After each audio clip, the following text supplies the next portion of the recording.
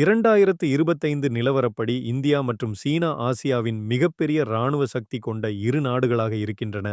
Welcome to Arima India.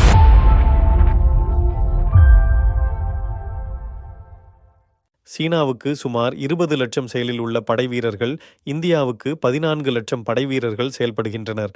இராணுவ பட்ஜெட்டில் சீனா $225 billion, India $80 billion மேலாக செலவு செய்கிறது. சீனாவுக்கு உள்ளக உற்பத்தி ஆயுத சக்தி அதிகம். இந்தியா மேக் இன் இந்தியா மூலம் அந்த இடத்தை வேகமாக பிடிக்கிறது. அணு ஆயுத எண்ணிக்கையில் சீனா 400 அணு தலைகளையும் இந்தியா 170 அணு தலைகளையும் வைத்திருக்கிறது.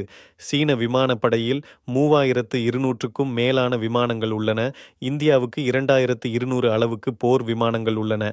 சீனாவின் G-20 ஸ்டீல்த் ஜெட் அதன் வான்வழி ஆட்சியை உயர்த்துகிறது. இந்தியாவின் ரஃபேல், சுகோய் 30, தேஜஸ் போன்ற முன்னணி ஜெட்டுகள் சீனாவுக்கு சவாலாக செயல்படுகின்றன. கடற்படையில் சீனாவுக்கு 2 ஏர்கிராஃப்ட் கேரியர், 70+ சப்மரீன்ஸ். இந்தியாவுக்கு INS விக்ராந்த், விக்ரமாதித்யா மற்றும் 16 சப்மரீன்ஸ் உள்ளன.